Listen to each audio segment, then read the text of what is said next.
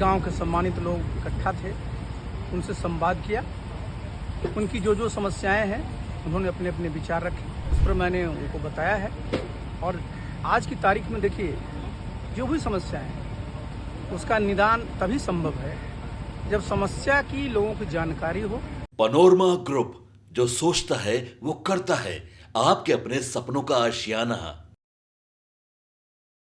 हमारे यहाँ एक सहयोगी हैं पवन जी, उन्होंने आमंत्रण दिया था वन देवी में पूजा अर्चना करने की। तो वहाँ आए, हम लोगों ने वन देवी पूजा अर्चना की। उसके बाद यहाँ हमारा गांव में इस गांव के सम्मानित लोग इकट्ठा थे, उनसे संवाद किया। उनकी जो समस्याएं हैं उन्होंने अपने अपने विचार रखे, और जो उन्होंने विचार रखा उसके बारे में उन समस्याओं का क्या निदान हो सकता है, उस पर मैंने उनको बताया है।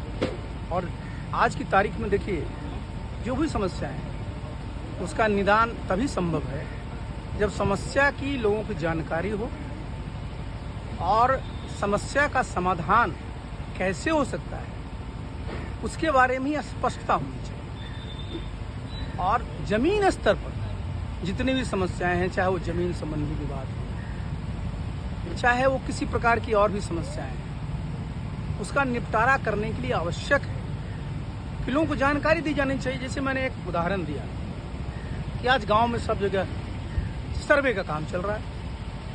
सभी गांव के लोग चिंतित हैं क्योंकि जमीन के बारे में वो जानते नहीं। तो मेरा एक बहुत वर्षों से मैं इस बात को कहता चला रहा हूँ, एक सुझाव है।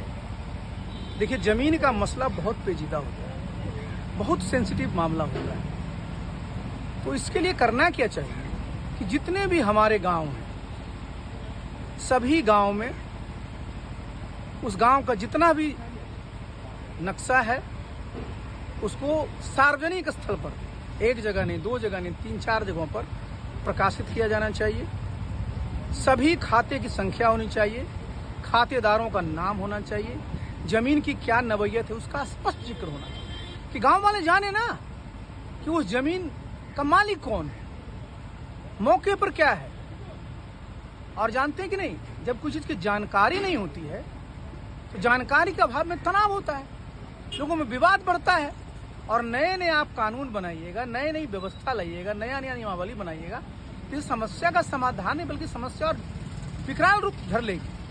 तो इसलिए जरूरी है कि आज की तारीख में पहले ग्रामीण लोगों को ये जानकारी हो जानी चाहिए कि उनके गांव में जितनी भी जमीन है, जितना भी खाता है, जितने खातेदार हैं, उसका कौन कौन है मालिक, उस गांव में कौन कौन सा गैर मजरूआ जमीन है, गैर मजरूआ आम जमीन है, खास जमीन है, और भी जितनी तरह की चीजें स्पष्टता से आज कहीं भी बिहार में कोई नहीं जानता। और इसके जानकार भी कम लोग हैं, तो सरकार को आगे बढ़कर किस पर काम करना पड़ेगा। ये लोग सिर्फ अंचल जा रहे हैं, अंचल में लोग क्या समझा पाएंगे, संभव नहीं है। और जमीन का मुद्दा अगर छेड़ा जाता है ना और उसको लॉजिकल एंड तक नहीं ले जाया जाएगा तो आगे बड़ी भारी समस्या है।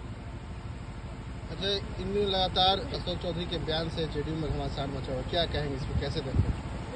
देखिए, माननीय मंत्री जी ने जो बयान दिया है वो कहीं से भी उचित नहीं। और माननीय मुख्यमंत्री नीतीश बाबू, जो पिछले समझिए करीब 19 वर्षों से बिहार में इस दायित्व का निर्वहन कर रहे हैं, उनके शासन की पहचान क्या है?